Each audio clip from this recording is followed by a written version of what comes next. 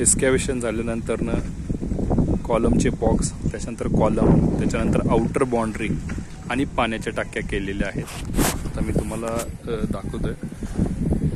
पाण्याची टाकी बांधली गेलेली आहे. कमीत कमी एक 2 टँकर ते 14 ते 15,000 पाणी बसेल एवढा हा टँक आहे.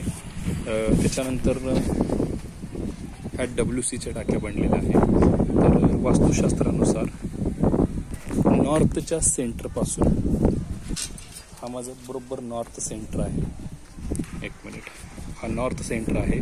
थोडी जागा सोडून या अशा टाक्या बनलेल्या आहेत. ट्राय केला तर त्या वास्तुशास्त्रात बसत नसल्यामुळे मला या अशा टाक्या घ्यायला लागल्या. हा आपला वेस्टचा जो पुढचा कॉलम दिसतो तो वेस्टचा कॉलम आहे. तिथूनही थोडी जागा सोडायला लागते. आणि ही वायव्येची दिशा, इथूनही थोडा स्पेस सोडायला लागतो. त्याच्यामुळे ह्या ज्या टाक्या ह्या वास्तुशास्त्रात बसतात. याचं पहिलं स्थान इथं आहे. त्याच्यामुळे हा वास्तूसाठी आम्ही ह्या केलेल्या आहे. ठीक आहे. आता ह्याच्यानंतर हे सगळं रेडी झालेलं आहे.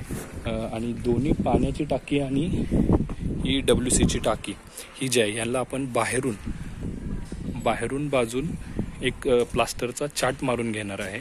म्हणजे एक लाईटवालं प्लास्टर आहे ते करून घेणार आहे. याच्यामुळे टाकी लिकेज होण्याचे चान्सेस खूप कमी आहे. आणि बाहेर आतल्या ह्या गोष्टी प्लास्टरमुळे आतही कोणत्या गोष्टी जाणार नाहीत. शिवाय भराई झाल्यानंतर हे सगळं भरून घेतलं जाईल. या भरून घेतल्यानंतरनं आतल्या बाजूनही प्लास्टर होईल.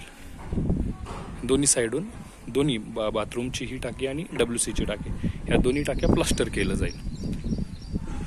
आणि माझी अशी रिक्वेस्ट आहे सगळ्यांना जे टाक्या बनवतात त्यांना बाहेरच्या पाण्याची टाकी आणि बाथरूमची टाकी दोन्ही बाजून प्लॅस्टर करून घ्या. त्यानं तुमची टाकी सेफ राहील. Thank you so much.